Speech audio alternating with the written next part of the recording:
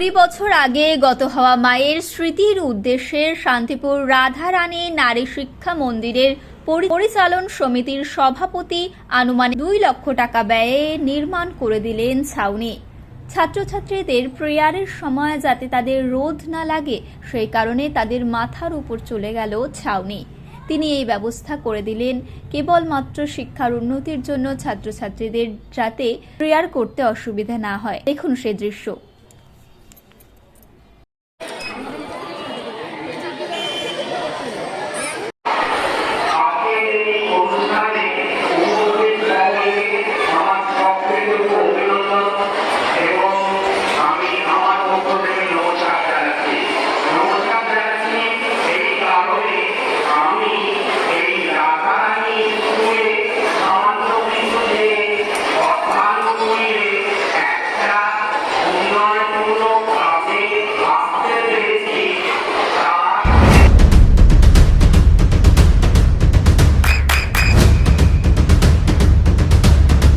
বৃষ্টিতে স্বস্তি। বৃষ্টি অ্যাকোয়া বিশুদ্ধ পানীয় জল।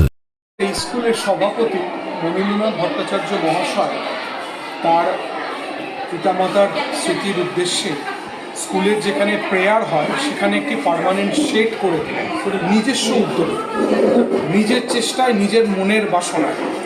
আজকের দিনে আমার ভীষণ আনন্দ হচ্ছে যে বছরের শুরুটা এত সুন্দরভাবে হলো।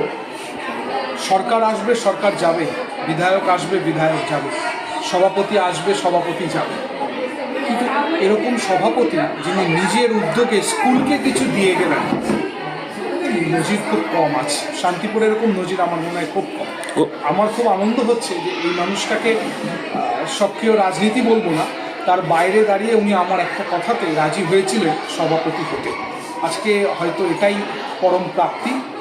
ঈশ্বর তো সব কিছু ঠিক করে রাখেন, তাই ওনার হাত ধরে স্কুলের এই এত বড় একটা ডেভেলপমেন্টের কাজ। আচ্ছা, এই শেড এবং নিচে যে বেসমেন্টটা দেখা হলো সেটাও, আর সেটা হওয়ার ফলে এখানে প্রার্থনা বা অন্য কিছু নিশ্চিতভাবে এটা এই স্কুলের যিনি প্রধান শিক্ষিকা মহাশয়া আছেন তাদেরও এটা ইচ্ছা ছিল হোক। উনিও আমায় বলেছিলেন একদিন একটা মিটিংয়ে, ঘরোয়া মিটিংয়ে উনি বলেছিলেন এটা আমিই করব। আজকে এটা হচ্ছে কি সব থেকে বেশি। এখানে একটা প্রশ্ন থাকতেই পারে যে সরকারি বিদ্যালয়ে কেন সহযোগিতা। আবার এটাও ঠিক যে মানে পাড়ার একটা স্কুল, সেটাকে যদি সকলে মিলে গুছিয়ে তোলা যায়, কি বার্তা দেবেন? বিধায়ক যদি তার মাইনের অর্থ থেকে ডেভেলপমেন্ট করতে পারে, তাহলে সভাপতি তার নিজস্ব ইচ্ছাতে যে কোনো জায়গায় স্কুলের ডেভেলপমেন্ট করতে পারে। আপনারা পজিটিভটাকে দেখুন বেশি করে। বিধায়ক কি তার মাইনের অর্থ দিয়ে কোনো সহযোগিতা করতে পারে না? পারে তো। তাহলে সভাপতি কেন পারবে না কোনো স্কুলে সহযোগিতা করতে? সরকার তখনই সঠিকভাবে চলে যদি সেই সরকারকে মানুষ সহযোগিতা করে। বছরে একবার বা 5 বছরে একবার ভোট দিলেই একজন নাগরিকের দায়িত্ব সম্পূর্ণ হয়ে যায় না। সরকারের সঠিক সমালোচনা করা এবং সরকারের সঠিকটাকে সঠিক বলা, এই রকম নাগরিকের খুব প্রয়োজন। বিদ্যালয়ের বেশ কিছু মানে ছাত্রীর তুলনায় শিক্ষিকাও অনেক কম, সেক্ষেত্রেও কি? না, নিশ্চিতভাবে সেটা তো আমাদের সরকার দেখছে, সেটা আগামী দিনে এটার ব্যবস্থাও হবে। যেমন এখানে শিক্ষিকা কম, তেমন অন্য স্কুলে উল্টোটা দেখবেন যে ছাত্রছাত্রীর তুলনায় শিক্ষক শিক্ষিকা বেশি। এটা একটা ভবিষ্যতে একটা বড় প্রজেক্ট আমরা ভাবছি। এখন আমাদের SIR পর্ব মিটে গিয়ে সরকার নতুনভাবে আবার আমি বলবো প্রত্যাবর্তন হচ্ছে, তারপরে নিশ্চয়ই এটা হবে। শান্তিপুর রাধারানী স্কুল এই মুহূর্তে জনাকীর্ণ হয়ে পড়েছে। মানে ছাত্রী এত বেশি সংখ্যায় আসছেন যে আমরা তাদের স্কুলের যে সমস্ত পঠন পাঠন আর যা সুযোগ সুবিধা সরকার পোষিত স্কুলে যেগুলো সহজলভ্য, আর স্কুলের দিদিমণি এবং সবাই মিলে যেটুকু সামর্থ্য উজাড় করে আমরা দিতে পারি, ততটা হয়তো আমাদের পরিকাঠামো পারমিট করে না। সেই ক্ষেত্রে উন্নয়ন একান্ত দরকার। এই পরিসরে আমি শুধু সভাপতি হিসেবে নয়, একজন শিক্ষানুরাগী হিসেবে এই স্কুলের উন্নতিকল্পে আমি সামান্য কিছু অর্থ দিয়ে এই পরিকল্পনা করেছিলাম যে আমার মায়ের নামে একটা কিছু স্কুলের পক্ষ থেকে যদি করা হয়। মায়ের নামটা বলুন। আমার মা সর্বদা অন্নপূর্ণা ভট্টাচার্য। গত হয়েছিলেন কতদিন আগে? 20 বছর। আচ্ছা।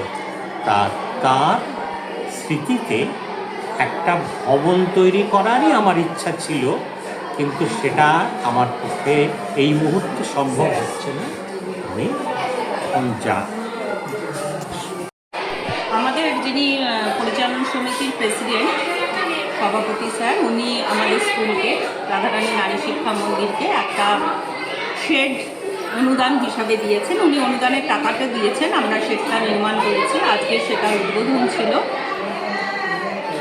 পরিচালন সমিতির সভাপতি মাননীয় বিধায়ক ব্রজকিশোর গোস্বামী মহাশয়, ওনারা উদ্বোধন করেছেন এটি। এটা করার ফলে কি কি উপকৃত হলো ছাত্রীরা বা স্কুল? অ্যাকচুয়ালি মেয়েদের প্রচণ্ডই তো গরম পড়ে, মেয়েদের প্রচণ্ড রোদ লাগে এবং তার সঙ্গে হচ্ছে বৃষ্টির সময় বৃষ্টি পড়ে মেয়েদের মাথায়। শেডটা নির্মাণের ফলে ওদের এই রোদ আর বৃষ্টিটা থেকে ওরা কিছুটা বাঁচলো এবং আনুষঙ্গিক সরস্বতী পুজোর কাজ যেগুলো ওরা করে সেগুলো ওরা বসে শেডের তলায় বসে করতে পারবে। এটাই আমাদের সুবিধা সবচেয়ে বড়। বিদ্যালয়ে এর আগে কখনো বা আপনি আসার পরে শুনেছেন কোনো এরকম কেউ অভিভাবকদের পক্ষ থেকে, প্রতিষ্ঠিত ছাত্রছাত্রীদের পক্ষ থেকে কেউ এগিয়ে এসে কিছু সহযোগিতা করেছে? আমাদের স্কুলের মানে সবটাই আমার শোনা। আমাদের স্কুলের বহু পুরনো, মানে আমি তখনও জয়েন করিনি এখানে, তখন যিনি সভাপতি ছিলেন তিনি এই টেবিলটি যেটিতে আমি বসে আছি সেটি দিয়েছিলেন, শুনেছি আমি এটা। আর আমার সময় যিনি স্যার, তিনি তো মাননীয় শ্রী মনীন্দ্রনাথ ভট্টাচার্য মহাশয়, তিনি আগেও এই স্কুলকে একটি ইনভার্টার দিয়েছেন যাতে কারেন্ট অফ হলে আমাদের কাজের কোনো অসুবিধা না হয়। আর বর্তমানে 2 লাখ টাকা এই শেডটা নির্মাণের জন্য উনি দিয়েছেন। তবে আমি বলবো আমাদের প্রচুর স্টুডেন্ট, সেই তুলনায় রুম কম এবং টিচার তো খুবই কম, এবং অভিভাবকদেরও আমি রিকোয়েস্ট করব তারা যদি তাদের সামর্থ্য অনুযায়ী স্কুলটার পাশে দাঁড়ান, আমার মনে হয় স্কুলটা আরও ভালো জায়গায় যেতে পারে। ম্যাডাম, অবশ্যই ভালো বিষয়, কিন্তু একটা প্রশ্ন থেকেই যায়, সেটা হচ্ছে সরকারি পরিকাঠামোর মধ্যে দিয়ে কেন তারা এগিয়ে আসবেন, এটা যদি আপনি একটু আপনার দৃষ্টিভঙ্গি থেকে বলেন।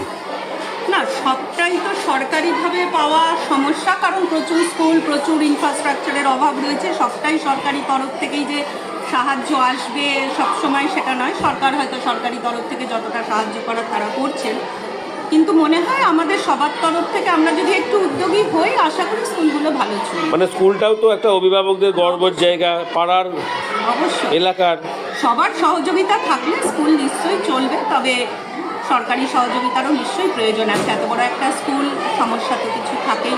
অনেক ক্ষেত্রে দেখা গেছে, আমরা দেখেছি যে এলাকার মানুষজন স্কুলের ডেভেলপের জন্য এই যে আমার পাড়া আমার সমাধান প্রকল্পতে কিছু নথিভুক্ত করিয়েছেন। এই স্কুলের ক্ষেত্রে কেউ কিছু করেছেন বলে জানা আছে আপনার? না, আমি সেরকমভাবে কোনো উদ্যোগ এখানে দেখিনি। তবে উদ্যোগী হলে ভালো লাগবে। পুরোনো স্টুডেন্ট বা অভিভাবকরা যদি উদ্যোগী হন স্কুলটার পাশে থাকার, সেক্ষেত্রে আমাদের ভালো লাগবে।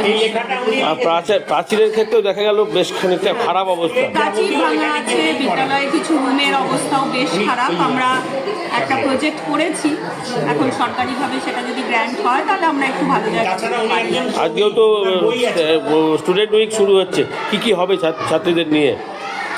স্টুডেন্ট উইকে সব রকমই আছে। আপনার প্রথম দিন তো ঘুরতে বই দেওয়া হবে, তারপরে হচ্ছে স্যাপলিং আছে, মানে চারা গাছ লাগানো, তারপরে আপনার ছবি আঁকা, কুইজ, বিভিন্ন ধরনের প্রোগ্রাম চলতে থাকবে এখন 7 দিন আমাদের। আপনার নাম, পরিচয়? আমার নাম প্রগতি দাস মুখার্জি, আমি রাধারানী। নদিয়ার সবথেকে বড় English medium school JRS public school প্রায় 35 বিঘা জমির ওপর গড়ে উঠেছে বিশাল ক্যাম্পাস। নার্সারি থেকে শুরু করে উচ্চ মাধ্যমিক, ITI college, law college, BEd college, ভর্তি চলছে জেআরএস পাবলিক। ব্যালকনি বা সিঁড়ির রেলিং, মডিউলার কিচেন বা ড্রয়িং রুম, এক কথায় আপনার স্বপ্নের বাড়িকে করে তুলুন আরো সুন্দর। Chakdah ply centre, gorgeous look বা কোয়ালিটি সবে 3 number 1 Chakdah ply centre. Chakdah ply centre, KBM, Chakdah, Nadia. করবেন কেন করবেন বুঝতে পারছেন না তো? সঠিক গাইডলাইন পেতে আজই আসুন নদিয়ার চাকদাতে নিবেদিতা প্রাইভেট লিমিটেডে। Nivedita private limited, marketing and distribution service. Chakdah aluminium centre, ply, কাঁচ, laminates, kitchen fittings, door lock, window ও অ্যালুমিনিয়ামের খুচরো ও পাইকারি বিক্রেতা। Chakdah aluminium centre, Purbalalpur 50 number রেলগেটের পাশে, চাকদা, নদিয়া। হোমওয়ার্কটা করেছো? হ্যাঁ স্যার। এ বাবা, ভুল করেছো কেন? চোখে কেমন ঝাপসা দেখছি, লিখতে আর পড়তে খুব সমস্যা হচ্ছে। চাকদার মডার্ন অপটিক্স থেকে ভালো চোখের ডাক্তার দেখিয়ে নাও। প্রতিদিন প্রকৃত চোখের ডাক্তার ও দৃষ্টি বিশেষজ্ঞ মডার্ন অপটিক্স, চাকদহে। স্যামসাং, জিও, রিয়েলমি, নদিয়ার একমাত্র অথরাইজড ডিস্ট্রিবিউটর ঘোষ কমিউনিকেশন, থানার মোড়, চাকদা। ভাবছেন 3 স্টার ক্যাটাগরিতে কাটাবেন? রুম রে মাত্র 1500 টাকা থেকে স্টার, খাওয়া দাওয়া রিজনেবল প্রাইস। নদিয়ার একমাত্র 3 স্টার ক্যাটাগরি হোটেল এনবি সোনার বাংলা হোটেল, কল্যাণী এইমসের ঠিক উল্টো দিকে, কল্যাণী, নদিয়া। নদিয়া জেলার সবথেকে বড় বিল্ডার্স চাকদার মা মনসা বিল্ডার্স, রড ও সিমেন্টের পাইকারি ও খুচরো বিক্রেতা। মা মনসা বিল্ডার্স, পদ্মবিলা, চাকদা, নদিয়া। রড কেনাকাটায় থাকছে ডিসকাউন্ট অফার। মা মনসা বিল্ডার্স।